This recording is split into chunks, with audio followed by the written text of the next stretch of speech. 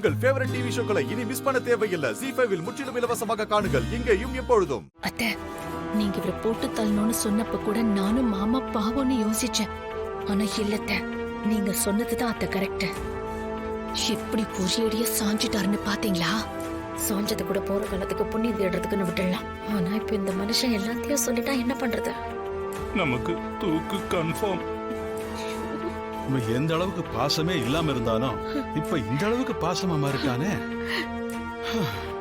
அவன் பாசமா மாறினதுக்கு அப்புறமா இப்படி எல்லாம் நடக்கணும்? ஏமா ராணி, நீ பத்துவுக்கு நினைவு தப்பலன்னு சொன்னதுக்கும் இப்ப சொன்னதுக்கும் என்ன சம்பந்தம்?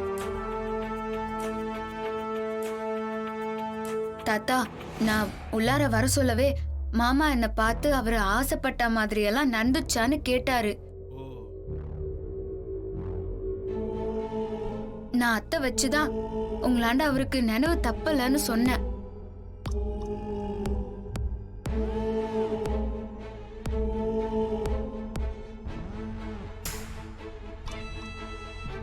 ஐயோ, எதுவுமே மறக்கலையா?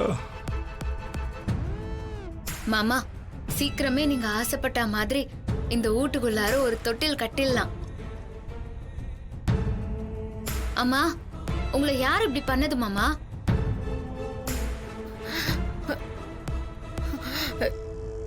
போச்சு, எல்லாம் போச்சு.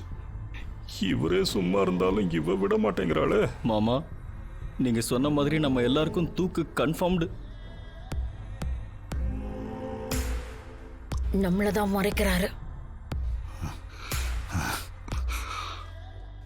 ஏண்டா பத்து, என்னடா? பத்து, ராணி கேக்குறால, சொல்லுப்பா.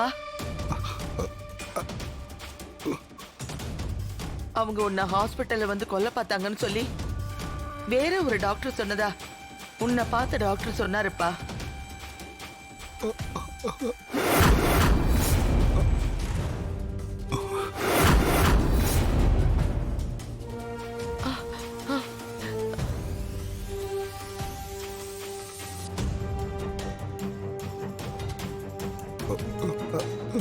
மாமா, உங்களுக்கு இப்படி பண்ணது யாருன்னு கேட்டா உங்க முகம் வெறி புடிச்ச மாதிரி ஆகுதே.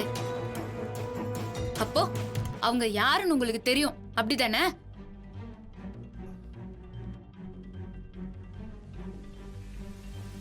என்ன இது மாமா திரும்ப திரும்ப கோவப்படுறாரு? மாமா, உங்களால பேச முடியலையா?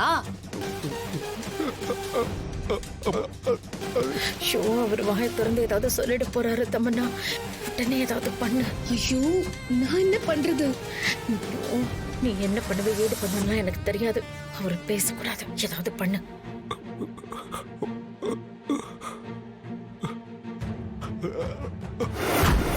ZEE5 ஆப்பை டவுன்லோட் செய்து அனைத்து எபிசோடுகளையும் இலவசமாக பாருங்க.